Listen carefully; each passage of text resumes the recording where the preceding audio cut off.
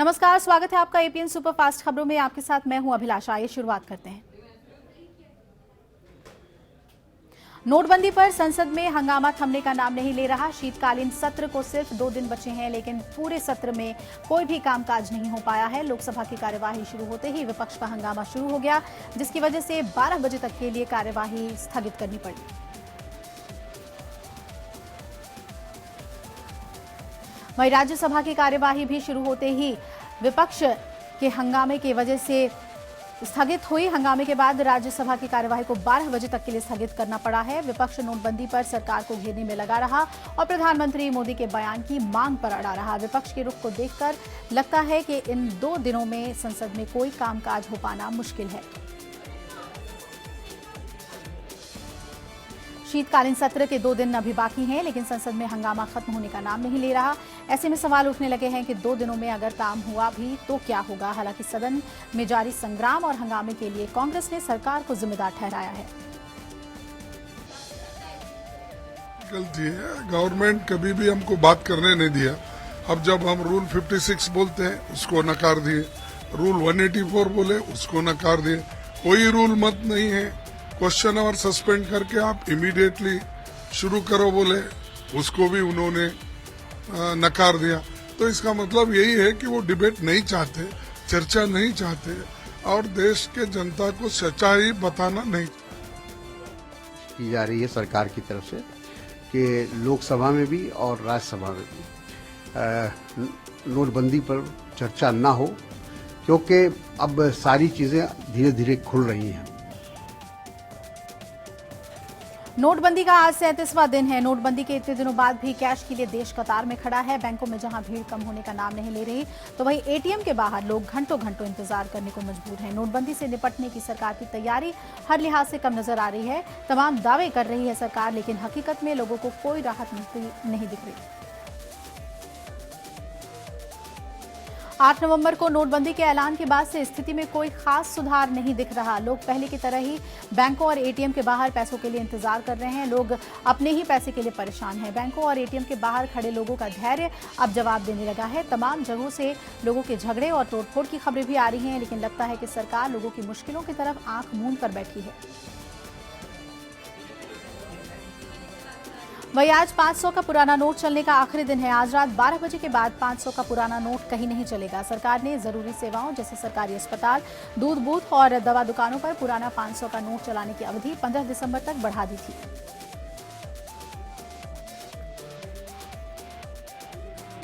विपक्षी दलों के नेताओं ने सुबह मीटिंग कर संसद में सरकार को घेरने की रणनीति पर विचार किया। इसके बाद टीएमसी के सांसदों ने संसद भवन परिसर में प्रदर्शन किया। टीएमसी सांसद सुदीप बंदोपाध्याय ने लोकसभा में स्थगन प्रस्ताव का नोटिस दिया है।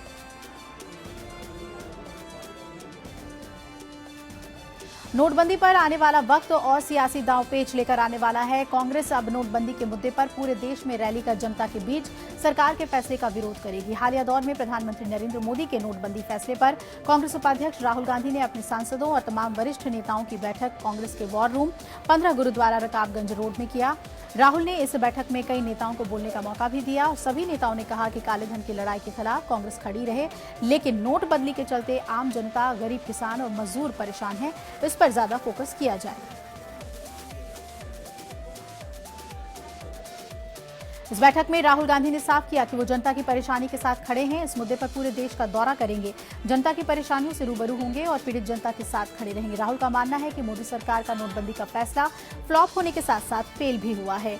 इसे एक डिजास्टर कहा जा सकता है। इस मुद्दे पर वो 19 और 22 दिसंबर को उत्तर प्रदेश के भीतर रैली करेंगे। इसके अलावा वो 23 दिसंबर को देहरादून में नोटबंदी के फैसले की बखिया उधेड़ेंगे। एक और जहां राहुल गांधी देश के अलग अलग हिस्सों में नोटबंदी के खिलाफ रैली और जनसभा को संबोधित करेंगे, वहीं कांग्रेस पार्टी के प्रवक्ता देश भर में प्रदेश की राजधानियों में जाकर इस फैसले के फेल होने की और इससे लोगों को हो रही परेशानियों का जिक्र करेंगे। देश की अर्थव्यवस्था को कैशलेस बनाने में जुटी मोदी सरकार लोगों को डिजिटल माध्यम का इस्तेमाल कर लेन देन करने के लिए प्रेरित कर रही है। ऐसे समय में ई वॉलेट मुहैया कराने वाली पेटीएम जैसी कंपनियों की चांदी हो गई है। नोएडा में चाय दुकान लगाने वाले पेटीएम के जरिए किस तरह से ठगे जा रहे हैं, ऐसी खबरें भी सामने आ रही हैं।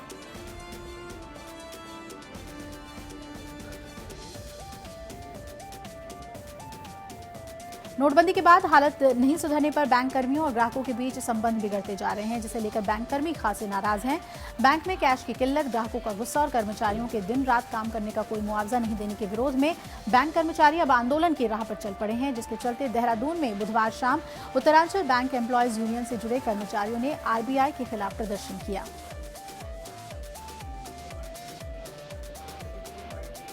यूपी के मुख्यमंत्री अखिलेश यादव हमीरपुर में बुंदेलखंड क्षेत्र के विभिन्न जिलों की 101 विकास परियोजनाओं का लोकार्पण और 57 परियोजनाओं का शिलान्यास करेंगे। मुख्यमंत्री आज बुंदेलखंड क्षेत्र विभिन्न जिलों की लगभग 339 करोड़ रुपए की लागत से 101 विकास परियोजनाओं का लोकार्पण और लगभग 416 करोड़ रुपए की लागत से 57 परियोजनाओं का शिलान्यास करेंगे।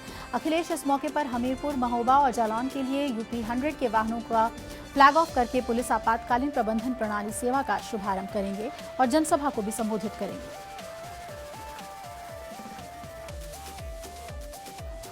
हाईवे पर शराब की दुकानों को लेकर सुप्रीम कोर्ट का अहम फैसला आया है। राष्ट्रीय राजमार्गों और स्टेट हाईवे से 500 मीटर तक अब शराब की दुकानें नहीं होंगी। साफ है कि अब राजमार्गों पर शराब की बिक्री नहीं होगी। हालांकि उसमें यह भी साफ है कि जिनके पास लाइसेंस है वो खत्म होने तक या 31 मार्च 2017 तक जो हैं वो दुकानें चल सकेंगी, यानी 1 अप्रैल 2017 से हाईवे पर इस तरह की दुकानें नहीं होंगी। सुप्रीम कोर्ट ने फैसला सुनाते हुए यह भी आदेश दिया कि शराब की दुकानों के लाइसेंस का नवीनीकरण नहीं होगा, नए लाइसेंस जारी नहीं होंगे। सभी राज्यों और केंद्र शासित प्रदेशों में यह फैसला लागू होगा और इसके साथ ही राजमार्गों के किनारे लगे शराब के सारे विज्ञापन और साइन बोर्ड भी हटाए जाएंगे। राज्यों के चीफ सेक्रेटरी और डीजीपी की यह जिम्मेदारी होगी कि सुप्रीम कोर्ट के आदेशों का पालन कराने की वो निगरानी रखेंगे। प्रधानमंत्री नरेंद्र मोदी को फोर्ब्स ने दुनिया की शीर्ष 10 प्रभावशाली हस्तियों में जगह दी है। रूस के राष्ट्रपति लगातार चौथे साल फोर्ब्स की सूची में पहली पायदान पर रहे हैं। अमेरिका के नवनिर्वाचित राष्ट्रपति डोनाल्ड ट्रंप दूसरी और जर्मन चांसलर एंजेला मार्केल तीसरी पायदान पर रहीं। चीन के राष्ट्रपति शी जिनपिंग चौथे स्थान पर हैं और पोप फ्रांसिस 5वीं पायदान पर। फोर्ब्स ने भ्रष्टाचार से निपटने के लिए पीएम मोदी के नोटबंदी के फैसले का भी उल्लेख किया। इस पर देश से लेकर दुनिया तक चर्चा है। सूची में 38वें नंबर पर रिलायंस इंडस्ट्रीज के अध्यक्ष मुकेश अंबानी हैं। पत्रिका ने कहा कि तेल और गैस क्षेत्र के दिग्गज अंबानी ने भारत के बेहद प्रतिस्पर्धी टेलीकॉम सेक्टर में 4G सेवा जियो के जरिए सस्ते इंटरनेट की नई जंग छेड़ दी है। उत्तर भारत के ज्यादातर इलाके कोहरे की सफेद चादर से ढके हुए हैं। हालांकि दिल्ली एनसीआर में लगातार चौथे दिन कोहरे से राहत मिली है। उत्तर भारत में कोहरे का सबसे ज्यादा असर रेल और हवाई यातायात पर पड़ा है। कोहरे की वजह से 22 ट्रेनों का परिचालन रद्द कर दिया गया, जबकि 46 का समय बदला गया है। करीब 70 ट्रेनें देरी से चल रही हैं। रद्द होने वाली ट्रेनों में भुवनेश्वर राजधानी, अर्चना एक्सप्रेस, शहीद एक्सप्रेस, पूर्वा एक्सप्रेस, मड़ुआडीह एक्सप्रेस, संपूर्ण क्रांति एक्सप्रेस और महाबोधि एक्सप्रेस शामिल हैं। अन्य शहरों में कोहरे के कारण दिल्ली के आईजीआई एयरपोर्ट पर भी हवाई यातायात प्रभावित हुआ। बुधवार को दिल्ली से उड़ान भरने वाली 9 फ्लाइटें रद्द कर दी गईं, जबकि 20 से ज्यादा फ्लाइट 15 मिनट की देरी से उड़ी। हालांकि प्रवक्ता ने बताया कि किसी भी विमान के रद्द होने का कारण दिल्ली का मौसम नहीं था। उत्तर प्रदेश में 8.2 डिग्री सेल्सियस तापमान के साथ इटावा राज्य का सबसे ठंडा स्थान रहा। बिहार में भी कुछ स्थान पर ठंड की स्थिति बनी हुई है और सर्द हवाओं से गलन बढ़ गई है।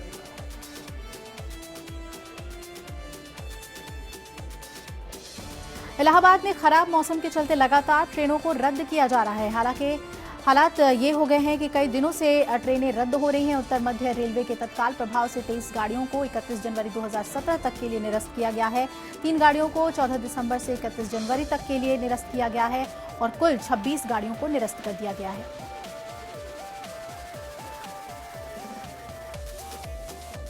रेलवे के अधिकारियों ने अपील की है कि यात्री अपने साथ खाने पीने का सामान और दवाएं लेकर चलें।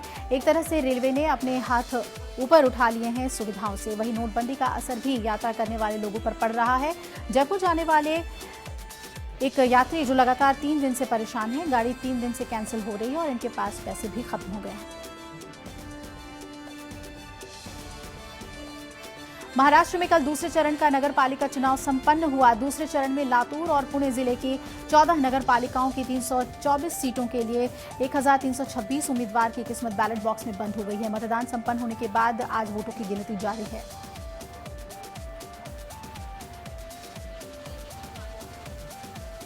रुड़की में बीएसपी का सम्मेलन आयोजित किया गया। सम्मेलन में बीएसपी महासचिव नसीमुद्दीन सिद्दीकी ने इस सभा को संबोधित किया। इस मौके पर नसीमुद्दीन सिद्दीकी ने रुड़की विधानसभा से राम शुभग सैनी और झबरेड़ा विधानसभा से भागमल को बीएसपी प्रत्याशी बनाने की घोषणा की। इस घोषणा से रुड़की झबरेड़ा से बीएसपी विधायक रहे हरिदास को झटका लगा है।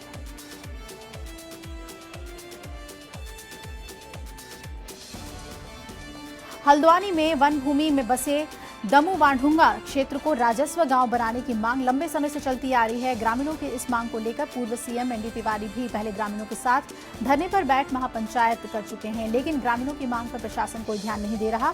स्थानीय लोगों को मालिकाना हक देने के मामले में हो रही लापरवाही को देखते हुए वित्त मंत्री इंदिरा हृदयेश के लिए बुद्धि शुद्धि हवन किया और ग्रामीणों ने हवन के जरिए वित्त मंत्री को सद्बुद्धि आने की कामना की। उत्तराखंड में भारी जन विरोध और आंदोलन के बाद भले ही शासन ने स्टोन क्रशर हटा दिया हो, लेकिन अब हल्द्वानी के गौलापार खेड़ा गांव में जल्द ही स्टोन क्रशर शुरू होने जा रहा है। ये स्टोन क्रशर घनी आबादी, हरे भरे जंगलों और कृषि भूमि के बीच ले जाया जाएगा। स्टोन क्रशर के विरोध में ग्रामीणों के स्वर भी मुखर हो गए हैं, जिसे लेकर आज ग्रामीणों ने NH 109 जाम कर दिया और स्थानीय प्रशासन के खिलाफ जमकर नारेबाजी की। मुंबई के मानखुर्द में एक इमारत गिरने की खबर आ रही है। यहां इमारत गिरने से 3 लोगों की मौत हो गई, जबकि 12 लोगों को वहां से अभी तक सुरक्षित निकालने में कामयाबी मिली है। मौके पर राहत और बचाव कार्य जारी है।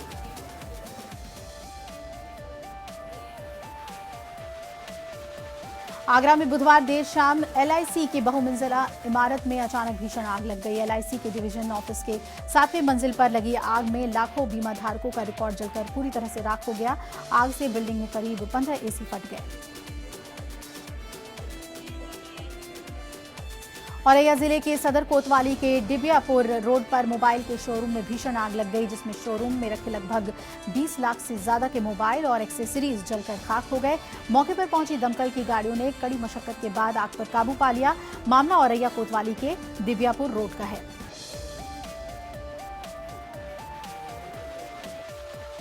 ये मोबाइल की दुकान, मोबाइल और घड़ी की दुकान थी, उसमें शॉर्ट सर्किट से आग लग गई। अभी बुझाया जा रहा है, आग कंट्रोल में हो गई है, थोड़ा बहुत सुलग रही है। उन्नाव जिला अस्पताल में तैनात डॉक्टर सूबे के मुखिया अखिलेश यादव ने स्वस्थ उत्तर प्रदेश बनाने के सपने को पलीता लगाने का काम कर रहे हैं। पंडित उमाशंकर दीक्षित जिला चिकित्सालय उन्नाव में इलाज के लिए आने वाले मरीजों या उनके तीमारदारों को अच्छे इलाज का सब्जबाग दिखाकर बाहर से दवा लाने की पर्चियां लिखी जा रही हैं। बाहर से आने वाली इन दवाओं से मरीजों को स्वास्थ्य लाभ मिले ना मिले ये तय नहीं है, लेकिन दवा डॉक्टर लिखने वाले डॉक्टर को जरूर धन लाभ मिलता है। डॉक्टर खुलेआम निजी दवा कंपनियों के प्रतिनिधियों के साथ केबिन में बैठते नजर आते हैं और इस मोल भाव का नतीजा कुछ ऐसा होता है कि बाहर से दवा और इंजेक्शन लाने से इनकार करने वाले मरीजों को नाराज डॉक्टर गलत टांके लगाकर सजा देते हैं।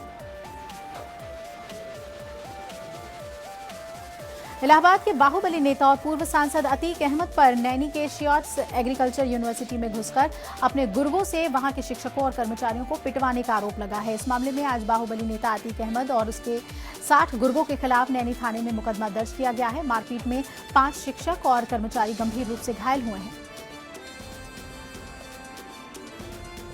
दरअसल शियाट्स के PRO ने पूर्व सांसद पर आरोप लगाया है कि निष्कासित किए गए एक छात्र की पैरवी के लिए अतीक अहमद लाओ लश्कर के साथ पहुंचे थे। इसी दौरान उनके गुर्गों ने शिक्षक और दूसरे स्टाफ के साथ मारपीट की।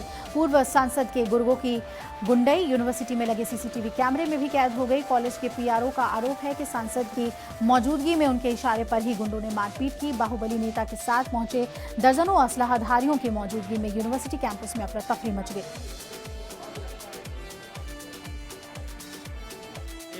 पूर्व सांसद माननीय अतीक अहमद साहब के नेतृत्व में गालियां देना, उल्टा सीधा बोलना, हमारे सिक्योरिटी अफसर को खुलेआम रोड पे मारना, फिर हम लोग बात करते करते अंदर हम लोगों को मारना, हमारे स्टाफ को उसके चैम्बर में घुस के मारना। सांसद महोदय ने ऐसा कांड करवाया। अभी सूचना मिली थी कि यहाँ पर झगड़ा किए हैं तो पुलिस आई है, तहरीर मांगी जा रही है। जैसे तहरीर मिलता है उससे कार्रवाई की जाएगी। जी हाँ, आते हुए तो दिख रहे हैं CCTV फुटेज में। तहरीर मांगी गई है, जैसे देते हैं एप्लीकेशन उस पर लिख के कार्रवाई की जाएगी। नहीं, मारपीट करते हुए नहीं, तहरीर केवल आते हुए दिखे हैं जो CCTV फुटेज दिखाए। सीतापुर में एक टैक्सी ड्राइवर पर दबंगों की दबंगई का मामला सामने आया है, जहां कुछ दबंगों ने टैक्सी ड्राइवर की लात घूंसों से जमकर पिटाई की, और वो भी सिर्फ इसलिए क्योंकि टैक्सी ड्राइवर ने बिना पूछे टैक्सी स्टैंड से सवारी अपनी गाड़ी में बिठा ली थी। और बस इतनी सी बात तो टैक्सी स्टैंड मालिक को नागवार गुजरी और टैक्सी स्टैंड मालिक ने अपने गुर्गों के साथ मिलकर ये गुंडई दिखाई। पूरा मामला सिधौली कोतवाली कस्बे के रोडवेज बस स्टैंड का है।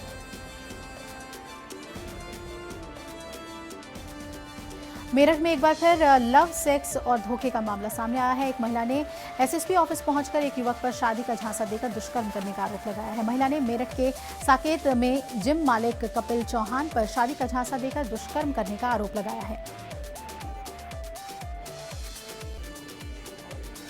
लखनऊ में थाना गोसाईगंज के सेमरापुर गांव में 10 साल की नाबालिग बच्ची की हत्या की गुत्थी पुलिस ने सुलझा ली है। पुलिस ने हत्या के आरोप में 34 साल के सुफल रावत को गिरफ्तार किया है। पुलिस का दावा है कि बलात्कार की कोशिश में आरोपी ने ही बच्ची की हत्या की वारदात को अंजाम दिया था।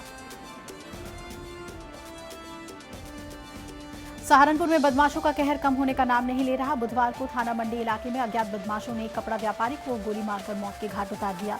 घटना को अंजाम देने के बाद भाग रहे एक बदमाश को स्थानीय लोगों ने पकड़कर पुलिस के हवाले कर दिया, जबकि 2 बदमाश मौके से फरार हो गए। आपको बता दें कि जाफर नाम का कपड़ा व्यापारी देर शाम दुकान बंद करके घर लौट रहा था, तो रास्ते में 3 बदमाश दूसरे दुकानदारों को रोककर लूटपाट कर रहे थे। जाफर ने लूट रहे बदमाशों को धमकाते हुए उनका पीछा किया, तो बदमाशों ने उस पर गोली चला दी। गोली कपड़ा व्यापारी के सिर में लगी, जिससे वो गंभीर रूप से घायल हो गया। पुलिस ने घायल व्यापारी को जिला अस्पताल में भर्ती कराया, जहां इलाज के दौरान उसकी मौत हो गई। गाजियाबाद के वैशाली में शॉपरिक्स मॉल की तीसरी मंजिल से युवक ने कूदकर खुदकुशी की कोशिश की। घायल युवक की हालत गंभीर है। इलाज के लिए युवक को यशोदा अस्पताल में भर्ती कराया गया है। पुलिस को घायल युवक के पास एक सुसाइड नोट भी मिला। युवक का नाम रिंकू बताया जा रहा है, जो राजस्थान का है। आपको बता दें, इसी साल सितंबर में एक युवती ने इस युवक से तंग आकर सुसाइड कर लिया था। उसके बाद यह लड़का जेल गया था। पुलिस मामले की तफ्तीश में जुट गई है। नॉर्थ वेस्ट दिल्ली के केशवपुरम इलाके में कार मेट्रो डिवाइडर से जा टकराई। घटना देर रात 11 बजे की है। कार में सवार 3 युवक कन्हैया नगर के केशवपुरम इलाके की तरफ जा रहे थे। सामने से आ रही बाइक सवार को बचाने के चक्कर में यह हादसा हुआ। पुलिस के मुताबिक आशंका है कि तीनों युवक शराब के नशे में थे। तीनों युवक साउथ रोहिणी के रहने वाले हैं। पुलिस मामले की तफ्तीश कर रही है।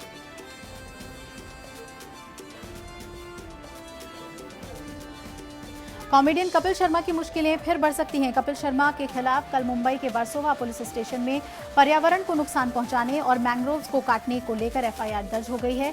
इससे पहले उनके खिलाफ ओशिवारा पुलिस स्टेशन में बीएमसी ने अवैध निर्माण करने को लेकर एफआईआर दर्ज कराई थी, जिसका मामला इस वक्त मुंबई हाईकोर्ट में है। वर्सोवा पुलिस स्टेशन में एफआईआर दर्ज होने के बाद मुंबई पुलिस ने जांच शुरू कर दी है और उम्मीद है कि पुलिस कपिल के खिलाफ समन भी जारी कर सकती है।